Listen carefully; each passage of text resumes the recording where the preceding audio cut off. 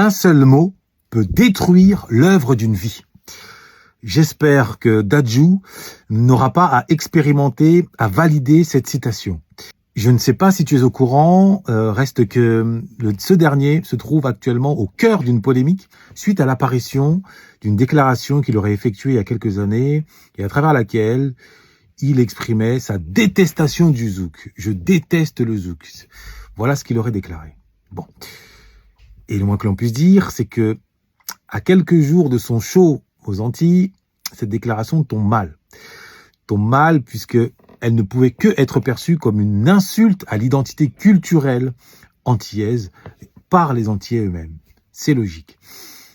Et à travers cet exemple, dans la mesure où il faut toujours tirer un enseignement de toutes les épreuves, que ce soit celles que tu vis ou celles dont tu es témoin, je me permets de te transmettre une suggestion fondamentale sur le terrain du logos et par extension du langage. Lorsque tu dois exprimer un goût, un sentiment que tu sais être négatif, tu as tout intérêt à recourir à une figure de style qui permet d'atténuer le choc, qui permet d'atténuer l'effet dans le cœur de ton interlocuteur de ton propos. Cette figure de style, c'est l'euphémisme. L'euphémisme. C'est la figure de style de l'atténuation par excellence. Exemple, ton collègue se présente à toi avec une nouvelle coupe de cheveux te demandant ton avis. Plutôt que de lui dire « Ah, elle est dégueulasse ta coupe, elle est nulle », non, tu peux lui répondre « Ah, ce n'est pas la meilleure coupe de cheveux avec laquelle je t'ai vu ». Il comprend que tu n'apprécies pas, tout en comprenant que tu respectes son goût personnel.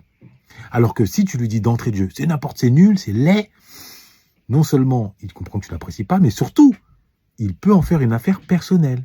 Alors maintenant, s'il s'agit d'un goût qui touche à une dimension culturelle, identitaire, il est bien évident que la personne concernée ne peut que se braquer et voir dans ton goût négatif un mépris de sa propre culture.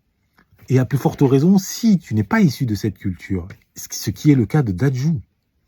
Voilà pourquoi il aurait mieux fallu qu'il dise « Le zouk n'est pas ma musique préférée » ou alors « Je n'écoute pas du zouk tous les jours ».